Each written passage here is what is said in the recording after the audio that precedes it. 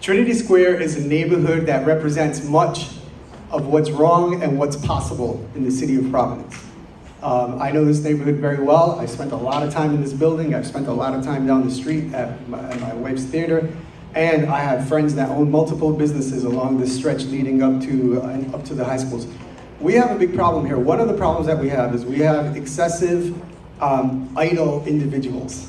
People that are hanging out because they don't have anything to do.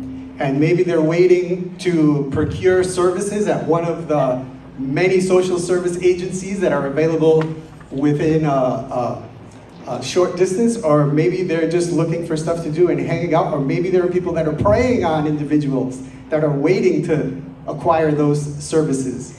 We need to change this dynamic. And one of the ways that we do it is by creating a much more vibrant commercial district.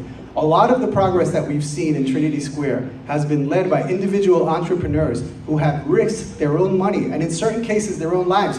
We have a banquet facility, Chilaja, that was opened up by Rubinogando. Rubinogando spent hundreds of thousands of dollars with his partner George, opening that spot, and he was assaulted and almost murdered in front of there. And the police response was to place a detail officer for like 4 months because they had no other answer than to literally park a patrol car out front in front of this business for 4 months. That is unacceptable. We have an opportunity to invest in storefront beautification, to make sure that our streets are clean. When I'm mayor, I'm going to make significant investments. We're going to use CDBG funding. We're going to use strategic investments to clean up our storefronts, to clean up the infrastructure, to make sure that our streets are swept on a monthly basis. It's ridiculous that a city the size of Boston can sweep every single street every 2 weeks. And it takes us 6 and 7 months for a street sweeper to come by in the city the size of Providence. We're the size of a neighborhood of Boston.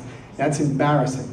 The other thing we need to do is, almost every single business that's in Trinity Square is owned by a person of color, Black, Latino, or Southeast Asian. We need to provide technical support, access to capital, and direct services. I have a plan that I will be releasing within the next week on how we're going to strategically invest in our neighborhood commercial districts to make sure that our businesses are successful. When businesses are thriving, foot traffic increases. A lot of the things that we don't like to see goes away naturally. We don't need to enforce this by bringing in an occupying force of police officers. This happens organically when there's a thriving neighborhood. We speak about housing. Yes, housing is an issue. We have the Joe Caffey apartments finally being redeveloped. But on the other side of Trinity Square, we have market rate apartments that are beautiful and expensive and people enjoy living there. So there's a dichotomy there that needs to be fixed. But ultimately, by investing in the neighborhood commercial district, we will see significant change.